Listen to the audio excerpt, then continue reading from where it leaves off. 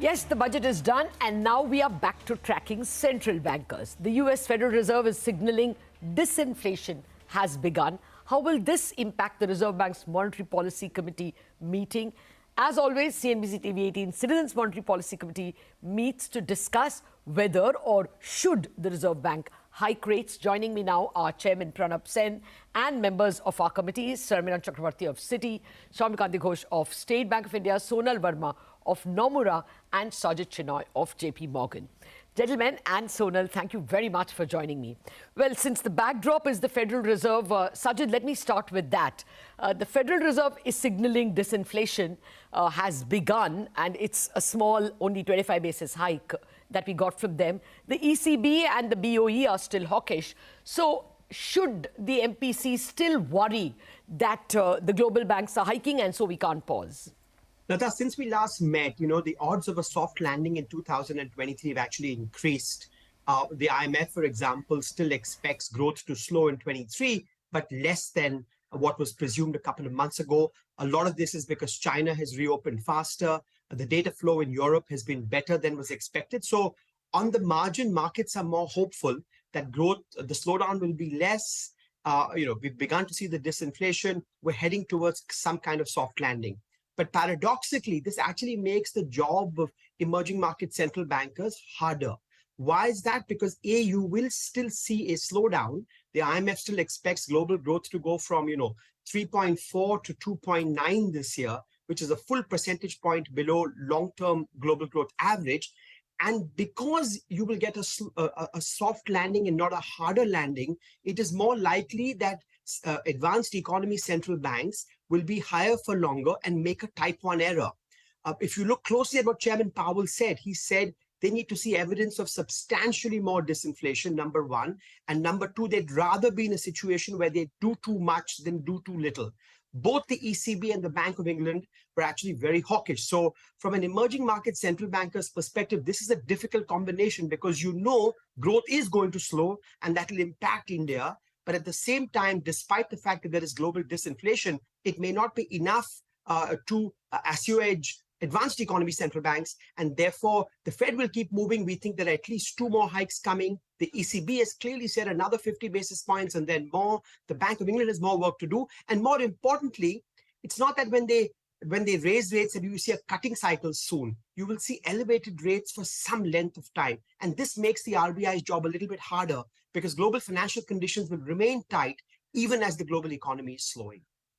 Oh, okay. So it'll be a little tough to blink and say, I'm going soft when global central banks are sounding hawkish. But Samiran, what about the Indian external grammar itself? I mean, we do have a current account deficit. The last number is 4.4, and this year we could end badly. We could end above 3%. So do you think the RBI needs to persist with hikes to slow down imports? So, Lata, in our view, there are some sort of unexpected good news on the current account front, not so much from the goods trade side, but more from the services trade side. And that prompted us to reduce our current account deficit forecast for the current fiscal year as well as for next fiscal year. So we are now at 2.2% of current account deficit for next fiscal year. Okay. Now, 2.2% is still $85 billion of current account deficit. And that means we require $85 billion of flow just to match the BOP, which in a year, if global dollar liquidity gets tightened, it's not going to be an easy thing to do. So my point is that the RBI cannot take its eyes off this issue. And while we accept that the December quarter BOP might have turned positive, what we are witnessing in January, these sporadic bouts of portfolio outflows, etc., it immediately makes the INR almost a worst performing currency in the EM space in the month of January.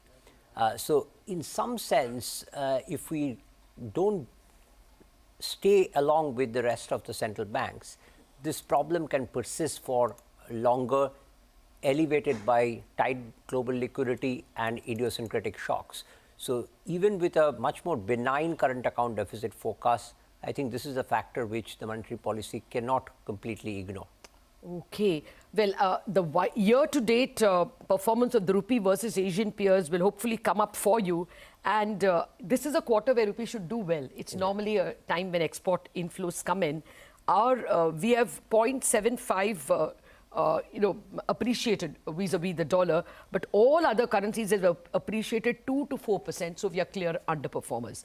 But deficit, I mean, let's not forget, we have this big budget just behind us, and one of its excellent performance has been on the fiscal deficit front. It has got all-round praise. So, Soumya, on that, if the fiscal is tightening and we have a slowing economy, should the RBI also persist with slowing the economy? Can they pause? Yeah, thank you, Latan. I think that's a very relevant question because all through the pandemic, we have seen that the monetary and fiscal policy have worked in coordination. So, whatever actions the monetary has taken, the fiscal supported it. Now, the question comes is that the fisc is actually decided to go on its path of fiscal consolidation.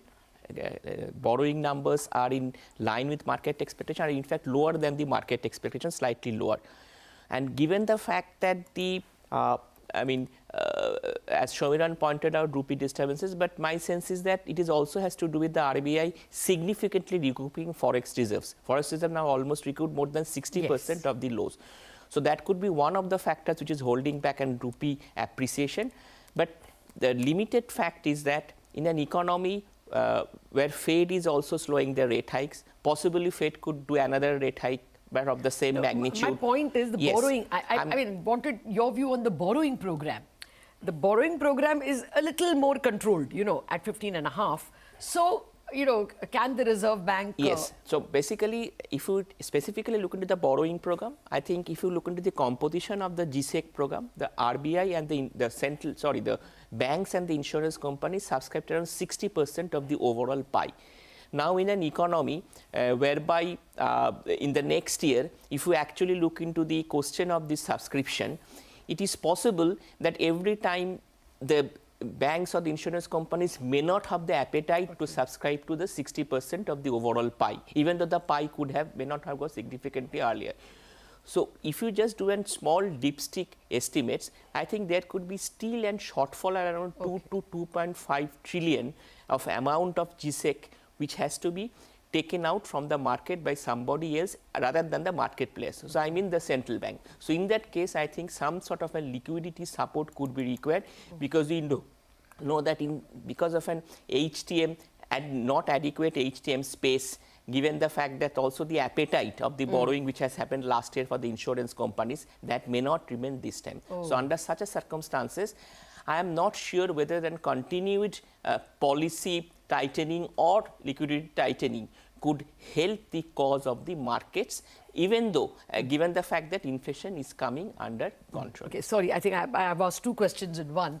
One is the growth support and one is the borrowing support. We'll discuss the liquidity again. But let me come to the core problem of the Reserve Bank and the MPC, the inflation targeting. Sonal, on that, I mean, inflation has actually come in lower than expected for both the months of November and December. So for October, November, December, it's below what Reserve Bank forecast. So do you think the Reserve Bank can relax a bit? And anyway, there's disinflation in other economies as well. It's definitely a positive, Lata, the headline coming down, but the details, of course, show that it's the more volatile components of inflation, like vegetables, which have driven this. The core basket on aggregate is still sticky, but even there, like if one splits out into the details, the commodity side of the core basket, the super core, as we call it, momentum, which was trending around 6% on an annualized basis, in the month of December has actually come down to around 4.5% on our estimates, but it's just 1 month. So per se on inflation, yes, headline coming down is good, but core is still sticky. Having said that, I think from a forward-looking perspective, the signals do suggest that there should be faster disinflation in FY24 because even within the core inflation, the core services part of the basket actually are showing faster disinflation. It's really the core goods part of the basket which is still sticky. And given the moderation in commodity prices, notwithstanding China reopening, plus the negative growth we are seeing on the export sector, the moderation in industrial production side, so the goods side of the economy is slowing down alongside a moderation in input cost pressure. So I think forward-looking indicators do suggest that goods part of core will also moderate. So I think it is less of an issue for sure compared to back in December. The details are more mixed, but the forward-looking indicators are also positive. Okay, but you know what, Sonal, there are two views on this. There are people who still worry that core is not going to come down. I'll debate that a little later and get other people's views. But let me get the chairman's views. Chairman, as always, you've focused on growth in the past. Now, as the others have pointed out, there are enough growth breakers already coming in terms of the global scenario and global central banks. So do you think this once the Reserve Bank and the MPC should pause in aid of growth? Lata, in any case, I think the growth momentum is going to slow down quite substantially. And I think we are in a situation now, at least the RBI, given that the budget is now unknown, the RBI is in a situation that it doesn't quite know which way to jump. And so if I were the RBI, I would be playing my cards very, very close to the chest, because much is going to depend upon how effectively the fisc is being managed in the coming months. But the simple fact of the matter is that I think the basic inflationary momentum is now significantly weaker than it was. And therefore, I think the focus can now be a little more balanced than it was earlier. Dr. Sen, that looks like you're going to vote for a pause, but we need to take a break. Thereafter, we'll discuss with our MPC members their views on the stance of the Reserve Bank and, of course, take their vote. Back in a jiffy.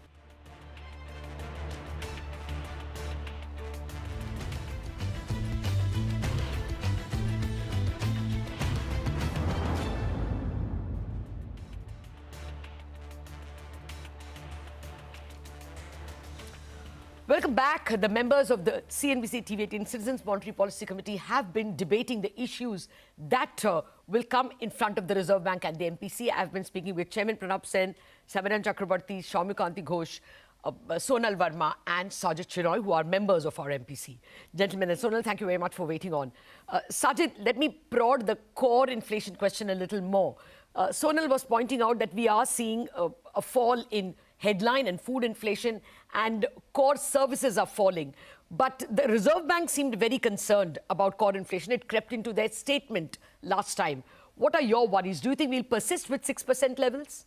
Lata, I think the Reserve Bank is rightfully concerned because of the length of time that core has been sticky. It's been sticky now for 3 years across the business cycle, creating concerns whether, hardening inflation expectations or the changing industrial structure during the pandemic have pushed the Phillips curve up.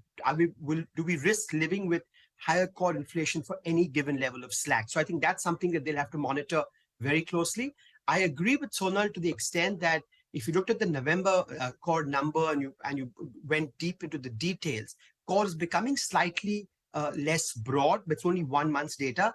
But there are two risks to monitor on the services front. One is housing is a huge part of core services, and we haven't seen the housing index pick up at all. This typically happens with a lag. With the real estate market picking up, and be very watchful about how much housing translates into core in months to come. The second risk is even as the global economy is slowing and urban wages will soften. Look at what's happened to rural wages the last few months. Until November, year-on-year rural wages had risen to 6.5%, but the momentum 3-month and 3-month was above 8%, almost 9%. So even as urban wages may come off, rural wages are going up, which is a good thing for the rural economy. but something that the RBI will have to be very mindful of when thinking about core services going forward. Why does all this matter when the target is headline and all of us believe headline is going to be below 6% for the coming months? Because if you look at a lot of data, what you'll find is when headline and core diverge, if core gets stuck above 6% where it is, and headline goes down to below 6% to 5%, when headline and core diverge, we've repeatedly found it's headline that converges to core 12 months from now and not the other way around. So until the RBI has conviction that core is softening, they'll need to be very cautious, because today's core inflation is your best predictor of where headline will be 12 months from now. Okay, but 12 months from now, we are being told that it's going to be closer to 4.5%. So anyway, we'll have to wait to see what the Reserve Bank thinks about that. Now we have to come to the stance. Samiran, I'm a little confused over here because the stance is withdrawal of liquidity. There is still some liquidity, surplus liquidity in the system. As well, as Soumya was pointing out, the borrowing program is big. So there are hopes in the market that the Reserve Bank will have to do an OMO. What stance should they take? So, Lata, the stance is withdrawal of accommodation, not withdrawal of liquidity. Sorry, withdrawal of accommodation. And there's a difference. The difference is that the withdrawal of accommodation has a rate component and a liquidity component.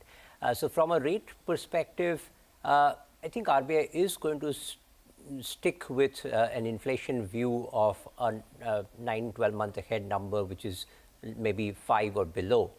And that if they hike by 25 basis point in this policy, that would mean a 150 basis point plus of real policy rate, yes, which can be thought of as neutral rate according to us.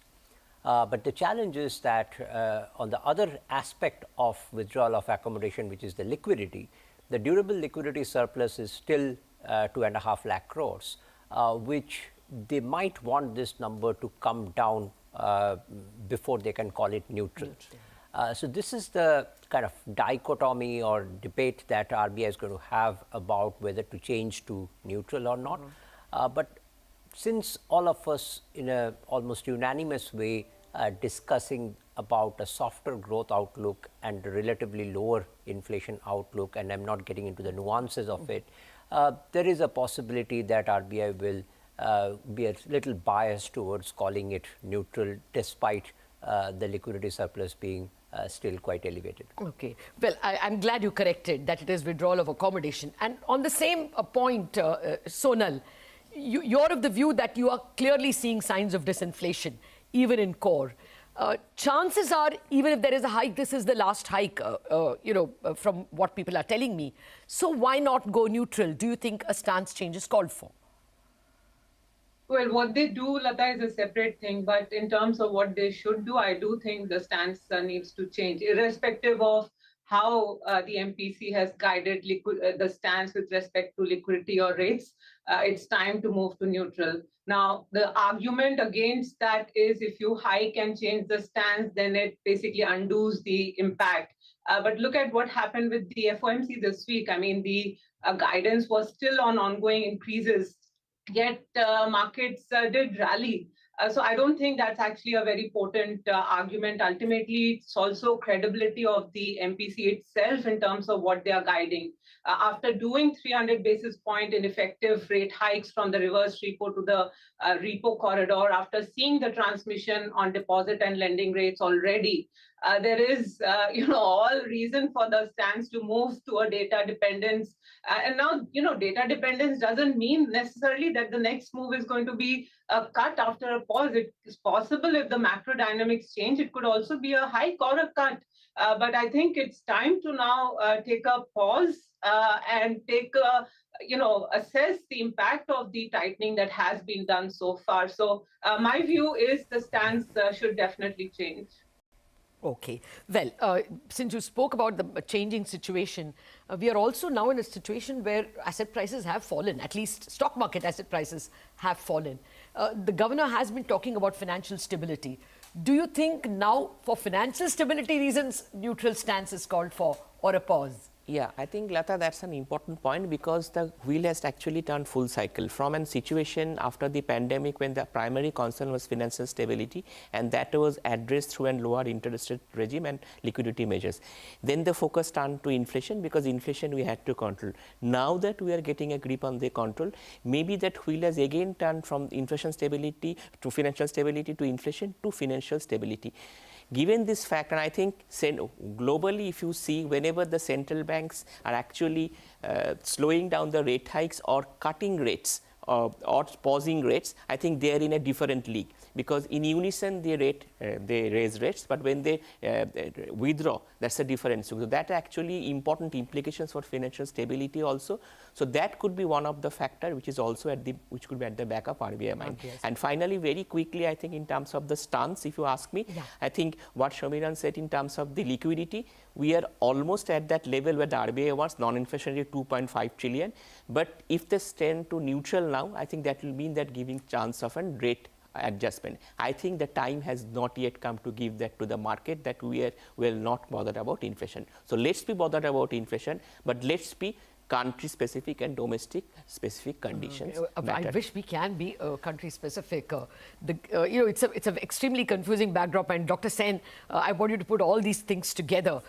Global central banks, a couple of them are still in tightening mode, big ones. And domestically, inflation has fallen, but we are very far from 4%. We have come to below 6%. Growth, as you explained, still under a lot of pressure. What's your overall view that the MPC should take? Lata, the thing is that as far as the MPC is concerned, at the moment, they are in a situation where the conditions of the economy are such that what you're seeing is almost a decided slowdown in terms of growth and a mild trend towards slowdown of inflation, but that's still iffy. Now, given that kind of a reality, the question that is going to plague the RBI, I'm not sure how much the MPC will take it into account, will be that they may come under pressure for not supporting a revival in growth. And that may happen pretty quickly. This is the worry. It is unquestionable that even with the global central banks easing up on their monetary tightening, the global economy is going to slow, less so than we had feared earlier. But nevertheless, this is going to impact us. And I don't think the RBI can be in a position where they're unable to respond because they've committed themselves too quickly. Okay, they are in a very sticky position, as you say, sir. Probably growth is going to slow down, but inflation is way away from the 4% mark. And perhaps this specific MPC will bear the dubious distinction of having inflation at the targeted 4% for the least number of months. So that, I don't know whether that will prey on their minds because a couple of the members do seem committed more to growth. But let's see how they'll vote. We first want to know how our MPC members will vote. The first question to all of you, will the MPC hike rates on Feb 8th? And if yes, by how much? May I start with you, Samiran? So we are calling for a 25 basis point hike in the February policy, but this should be the last hike for the moment. Soumya? We are calling for a pause in the February policy. Okay, so already divided house. Sajid? One final 25 basis point hike in February. Okay. Sonal? Final 25 hike. Okay. Sir, Mr. Chairman, the hikes are winning. Where do you vote? Pause. Pause. Okay, so it's an actually equally divided house. Let's see what they do on stance. What would the stance be? I think changing to neutral will give them the required flexibility at this From moment. withdrawal accommodation, it changes to neutral. Soumya? Not yet time to change the stance. Okay, so persist, no change in stance. Sajid? Persist with the stance or you lose your transmission from previous hikes. Okay, so persist with withdrawal of accommodation. Sonal? Lata, I really don't know. I think the stance needs to change to neutral. But if you're asking me to vote on what they will do, I think they'll retain the existing stance. That's a perfectly divided vote, actually. Dr. Sen? Well, I would go with exactly what Sonal said. But at the end of the day, I have a feeling they should change to neutral. Okay. And they may change. So, Dr. Sen, you're going with neutral, right? Okay, in that case, we have a perfectly divided house. We have three people who are opting for staying on, staying on with withdrawal of accommodation, and two persons, Samiran and Dr. Sen, voting for a change to neutral. It's going to be a very interesting RBI deliberations at the Monetary Policy Committee. That will be coming up for you on Feb 8th. Thank you very much for watching the Citizens MPC deliberations.